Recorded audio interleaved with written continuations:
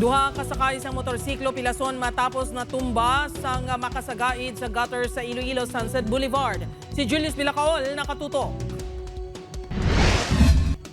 Makita sa sininga video ang lalaki nga nagahapa sa kilid sa dalan.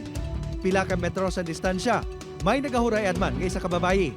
Ang duha ang sakay sa isa ka motorsiklo nga nagtumpilak matapos makasagaid sa gutter sa Sunset Boulevard sa barangay Navaes, Mandurriao, Iloilo City, pasado alas 7 kay nasang aga. Paglabot sa Sunset Boulevard na piyungan ng driver sa motorsiklo.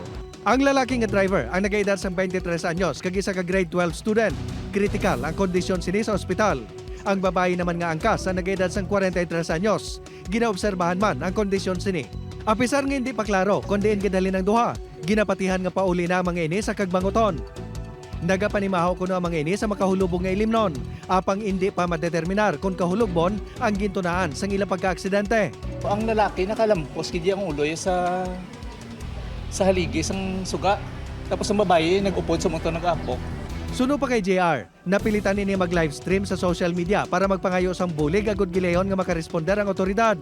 Tungod wala sila sang contact number sang responders, kag wala man sang nabutang nga emergency contact number sa lugar. Halin sang ginbuksan ang Sunset Boulevard, madamo na sang aksidente nga nagluntad sa lugar, kag 3 na ang napatay. Sa karon, ginalantaw man sang Public Order and Safety Management Office ang pagpahamtang sang emergency contact number sa boulevard. Putangan ta para nga ang mga naga-jogging dira in case may mga emergency, no, may makita sila o may matawgan sila.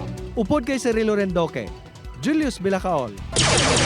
1. Western Visayas.